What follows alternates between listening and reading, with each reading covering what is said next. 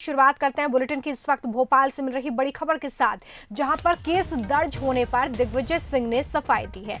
उन्होंने कहा कि बीजेपी ने डर की वजह से केस दर्ज करवाया है। बीजेपी सरकार बदले की भावना से काम कर रही है। दिग्विजय सिंह ये बड़ा आरोप लगा रहे हैं। दिग्विजय सिंह ने कहा कि सीएम शिवराज के क्षेत्र में आदिवासियों को ठगने का मामला उन्होंने उठाया था। चिटफंड कंपनी के खिलाफ एफआईआर दर्ज की जाए तत्काल। साथ ही उन्होंने दलित नेता देवाशीष को भी सुरक्षा देने की मांग उठाई है।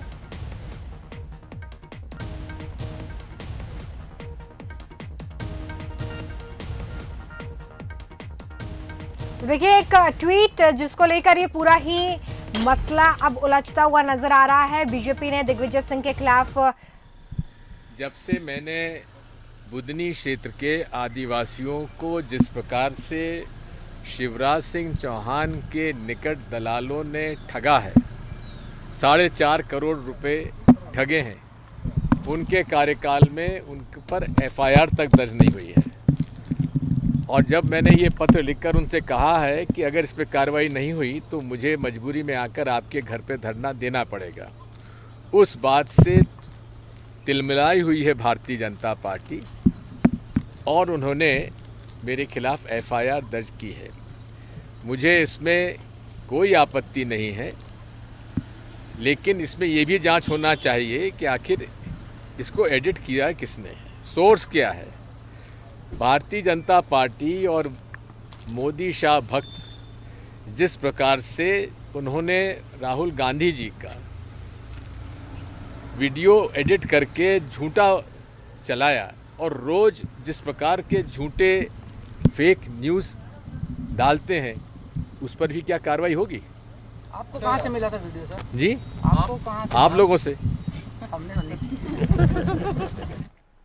तो देखिए, सफाई देते हुए नजर आए पूर्व मुख्यमंत्री दिग्विजय सिंह। उन्होंने कहा कि इस तरह के जो वीडियोस हैं वो सामने आए हैं और उनके खिलाफ बदले की भावना से कार्रवाई की जा रही है। उन्होंने एक ट्वीट भी किया है, मैंने शिवराज सिंह चौहान के इलाके में आदिवासियों को ठगने का प्रकरण उठाया था, उसी के डर से बीजेपी ने मेरे खिलाफ केस दर्ज करवाया है। मैं मांग करता हूं कि चिटफंड कंपनी के खिलाफ दर्ज एफआईआर की तत्काल जांच हो। फेक वीडियो में जांच करानी ही है तो उसकी कराएं जिसने ये फर्जी वीडियो बनाया है। केवल बदले की भावना से ही बीजेपी सरकार काम कर रही है, उन्होंने ये लिखा है।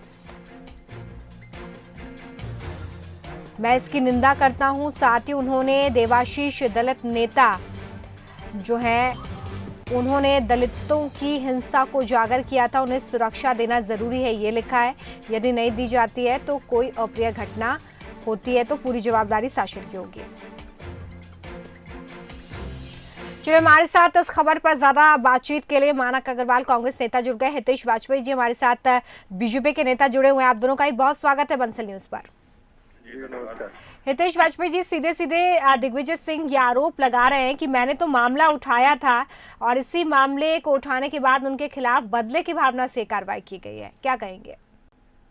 देखिए, मुझे लगता है वो अपने बचाव में कुछ भी कह सकते हैं और मामला अब क्योंकि पुलिस के पास है, पुलिस अपना इन्वेस्टिगेशन करेगी और पहुंच ही जाएगी, क्योंकि आज कल साइबर अपराधों में जड़ तक पहुंचना कोई बहुत बड़ी बात नहीं है। लेकिन आप देखेंगे कि वहां पर एक डर्टी ट्रिक्स डिपार्टमेंट फिर से स्टैब्लिश मजबूती से हो गया है।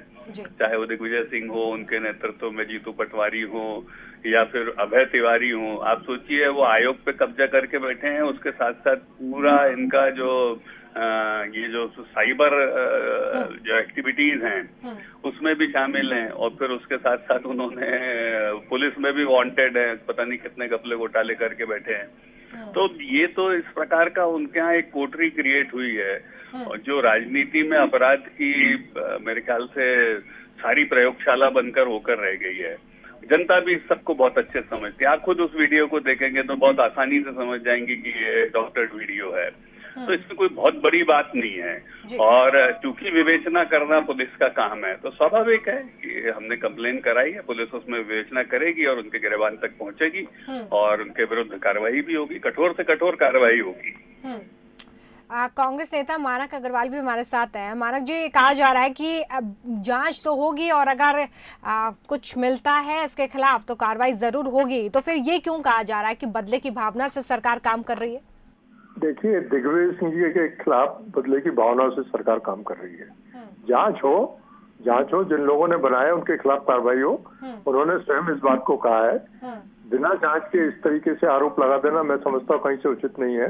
सरकार दिग्विजय सिंह जी से हमेशा डरी रहती है और डर के कारण दिग्विजय सिंह जी के खिलाफ ये कंप्लेंट कराई गई है और जांच होगी तो दूध का दूध, पानी का पानी सामने आ जाएगा। हितेश वाजपेयी जी, दिग्विजय सिंह से डर लगता है बीजेपी को?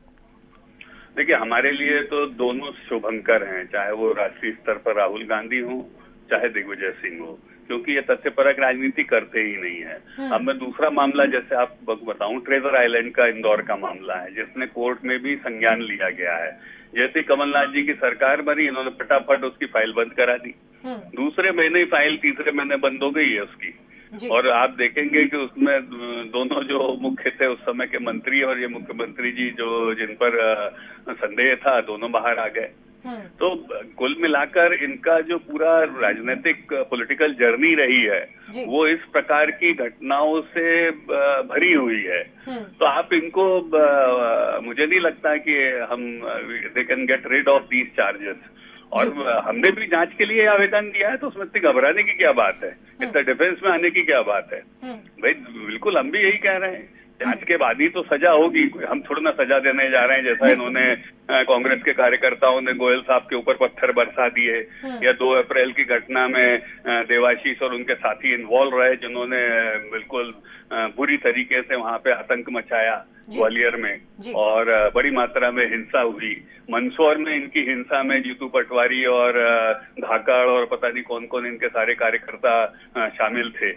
तो मुझे लगता है कि अब क्योंकि कांग्रेस विपक्ष में है तो ये फिर अपने हिंसक रूप में निकल कर सामने आ रहे हैं। चलिए, बहुत शुक्रिया आप दोनों का हमारे साथ जुड़ने के लिए।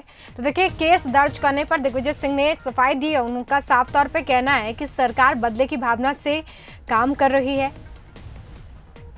और इसी बात को दोहराते हुए यहाँ पर हमारे साथ जो कांग्रेस नेता जुड़े थे मानक अग्रवाल, वो नजर आए। हालांकि बीजेपी की तरफ से इसका खंडन किया गया है। उनका कहना है कि अगर केस दर्ज कराया गया, आरोप लगाए गए तो पहले जांच हो जाने दीजिए।